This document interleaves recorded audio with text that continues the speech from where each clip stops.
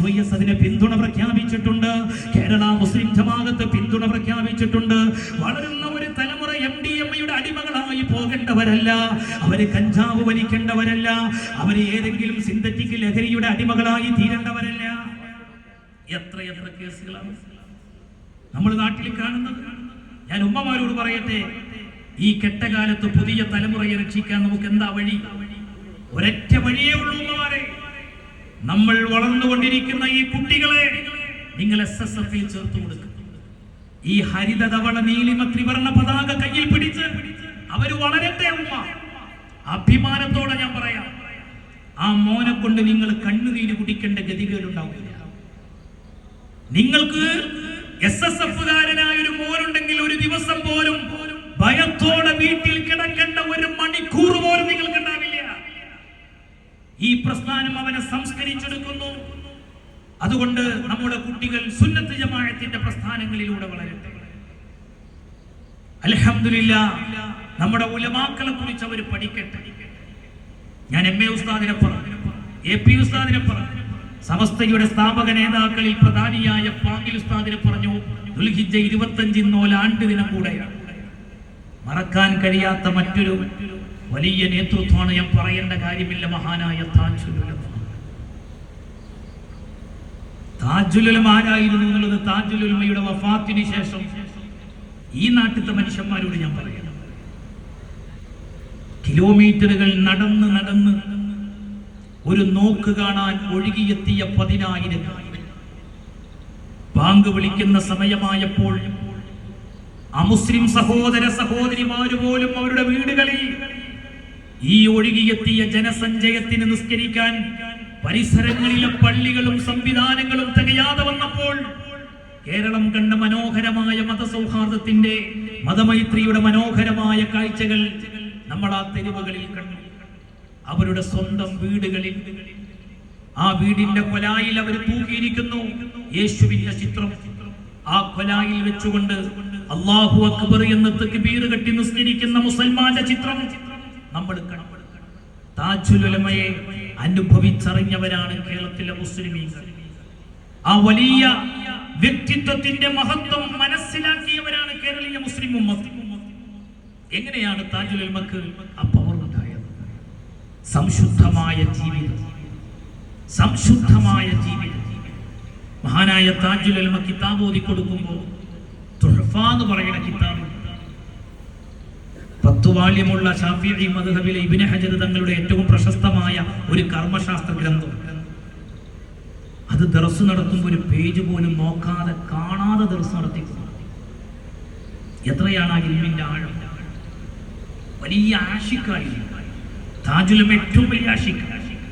ഞാൻ കരുവന്തുരുത്തിയിൽ താജുൽ ഉലമയുടെ നാട്ടിൽ പാപ്പ ഹയാത്തിലുള്ള കാലത്ത് ഒരു ഖണ്ഡനത്തിന് വേണ്ടി പോയപ്പോ എൻ്റെ അടുത്ത് പൂക്കോയത്തക്കൾ പറഞ്ഞു, പാപ്പാന്റെ അടുത്ത് വന്ന് ദ്വാരിപ്പിച്ചിട്ട് പോകാന്ന് പറഞ്ഞു. അപ്പൊ ഞാൻ പാപ്പാനെ കാണാൻ വേണ്ടി അവിടെ പോവുകയാണ്. അപ്പൊ ആ സമയത്ത് പാപ്പാന്റെ വീട്ടിൽ നിന്ന് കുറച്ച് ആൾക്കാർ ഇങ്ങോട്ട് വരുന്നുണ്ട്. അപ്പൊ അവര് പറഞ്ഞപ്പോ പോയിട്ട് കാര്യമില്ല, പാപ്പ ആകെ ഒരു പ്രത്യേക അവസ്ഥയിലാണ്, ഇപ്പോൾ ദേഷ്യം പിടിച്ച് ഞങ്ങളൊക്കെ ആട്ടിയിരിക്കുന്നതാണ്. ഞാനിപ്പോ എന്ത് ചെയ്യും? മഗ്‌രിബ് കഴിഞ്ഞ പരിപാടി തുടങ്ങുമ്പോഴാണ്. അങ്ങനെയാണെങ്കിൽ ഇപ്പൊ ഞാനത് പോയിട്ട് കാര്യമില്ല നിൽക്കണം. മടങ്ങിപ്പോരുമ്പോ ബുർദ ചെല്ലുന്ന ഒരു ഉസ്താദ്, എവിടേക്ക് അങ്ങോട്ട് പോകണ ചോദിച്ചു. അപ്പൊ ഞാൻ പറഞ്ഞു, ഉപ്പാപ്പ ആകെ ഓർമ്മയിലാണ്, ഞാൻ പോവുകയാണ്, നിങ്ങൾ ഇങ്ങോട്ട് വരിയാവുന്നതൊക്കെ ഇപ്പൊ ഞാൻ തീർത്തരാം. അപ്പൊ ഇയാളടുത്ത് എന്താ മാസ്മരികത ഉള്ളത് നോക്കിയിട്ട് ഞാൻ മൂപ്പര് പിന്നാലെ പിന്നെ പോകും. അപ്പൊ മൂപ്പര് ചെല്ലുമ്പോ തന്നെ ഇവിടെ തന്നെ ബുർദിയും ചൊല്ലിയിട്ടാ പോട്ടെ. അപ്പൊ ഞാൻ ഉപ്പാപ്പ തന്നെ ഒരു തോർത്തും കൊണ്ടെടുത്ത് കുളിക്കാനുള്ള ഒരുക്കത്തിൽ നിൽക്കുന്ന ഉപ്പാപ്പ എല്ലാവരും ഇവരൊക്കെ ദേഷ്യം പിടിച്ചാട്ടി പറഞ്ഞ ഉപ്പാപ്പ ഈ ഇഷ്കിന്റെ വരികളങ്ങ് കേട്ടപ്പോ ആ കസേരയിൽ ഇരുന്നിട്ട് അതിലങ്ങിട്ട് ലയിച്ചു എന്ന് മാത്രമല്ല, പിന്നെ അതിന്റെ അർത്ഥം വെക്കലും അതിന്റെ വിശദീകരണവും നല്ല ഞങ്ങൾക്കൊക്കെ നല്ല ചീരണി നിന്ന് വരുന്നു തന്ന് എന്തൊരു സന്തോഷം. അവരുടെ ഏറ്റവും വലിയ വിജയം എന്ന് പറയുന്നത് മുത്തുനിബിതങ്ങളോടുള്ള ഇഷ്ടമാണ്. ഇന്നും നിങ്ങൾ ആലോചിച്ച് നോക്ക്, AP ഉസ്താദിന്റെ ബുഖാരി ക്ലാസ് നടക്കുമ്പോ വേദിയിലിരിക്കുന്ന ജമാൽ സഖാഫിയും ഞാനും ഒക്കെ ഒരുമിച്ച് മർക്കസിൽ പഠിച്ചവർ. അന്നും ഉസ്താദ് അവരുകൾ നല്ല മധു പാടുന്ന കുട്ടികളുണ്ടെങ്കിൽ അവരെ കൊണ്ട് മദീനയെ കുറിച്ച് പാടിക്കുമ്പോൾ ഉസ്താദിന്റെ കണ്ണിന്ന് ഇങ്ങനെ കണ്ണീര് വരും. അല്ലാഹുവിന്റെ റസൂലിനോടുള്ള മഹബ്ബത്ത് ഏത് കാലം തൊട്ടാണ് ബുഖാരി ഇത്ര കാലമായി ഓതിക്കൊടുക്കുന്നത്? തമാശ രൂപത്തിൽ ഉസ്താദിനോട് ചോദിച്ചു, ഉസ്താദെ സ്വർഗത്തിലെത്തിയാൽ ഉസ്താദിന് ഏറ്റവും താല്പര്യമുള്ള വിഷയം എന്താണെന്ന് ചോദിച്ച ഉസ്താദ് എന്താ പറയാ? ഉസ്താദ് പറഞ്ഞു, എനിക്ക് ബുഖാരി ഓതിക്കൊടുക്കണമെന്ന് ഞാൻ പറയും. അതാണ് നമ്മുടെ നേതാക്കൾ. അഭിമാനത്തോടെ നമുക്ക് ഈ പ്രസ്ഥാനത്തിന്റെ പുറകിൽ നിന്നൂടെ സഹോദരങ്ങളെ. നമ്മളൊന്നുമില്ലാത്ത പാപങ്ങളാണ്, നമുക്കൊരു പ്രതീക്ഷയുള്ളൂ. നമ്മൾ എത്ര മോശക്കാരാണെങ്കിൽ ഈ മഹാമനീഷികളുടെ പുറകിലുണ്ട്.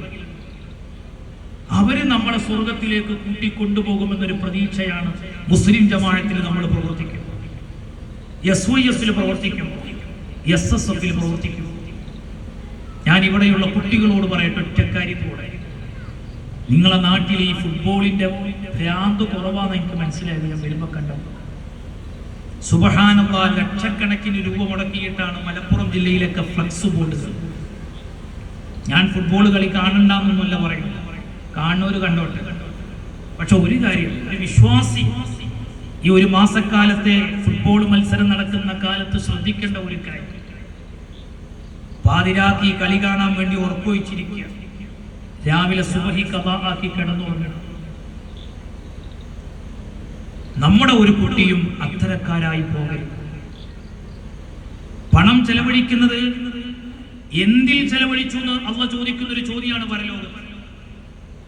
ഈ കളിക്കാരവരോടുള്ള അങ്ങേയറ്റത്തെ താല്പര്യവും സ്നേഹവും കാണിച്ചു അവരുടെ പിക്ചറുള്ള ജേഴ്സിയും അണിഞ്ഞുകൊണ്ടും അള്ളാന്റെ പള്ളിയിൽ നിസ്കരിക്കുന്ന കാഴ്ച, വലിയ കട്ടൗട്ടുകൾക്ക് വേണ്ടി പണം ചെലവഴിക്കുന്ന കാഴ്ച, പ്രത്യേക ഹെയർ സ്റ്റൈലുകൾ.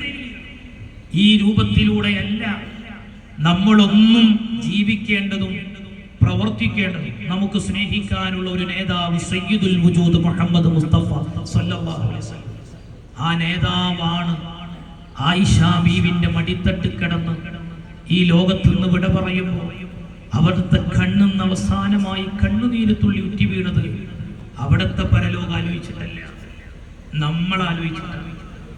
ആ നേതാവിനോടുള്ള മഹബ്ബത്ത്, അതാണ് താജുൽ ഉലമയുടെ മഹത്വം, അതാണ് അവരുടെ വിജയ രഹസ്യം.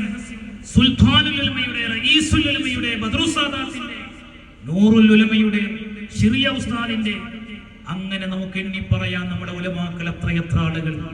അല്ലാഹുവേ, അവരുടെ തണലിലായി ഞങ്ങളുടെ പ്രസ്ഥാനത്തെ നയിച്ച ഞങ്ങളുടെ മുൻകാല നേതാക്കൾ, അവർക്ക് നീ ദറജ ഉയർത്തി കൊടുക്കണേ അല്ലാഹ്.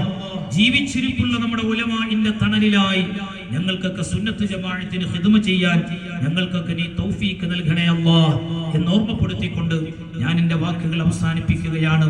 അർഹമുർ റഹീമീൻ.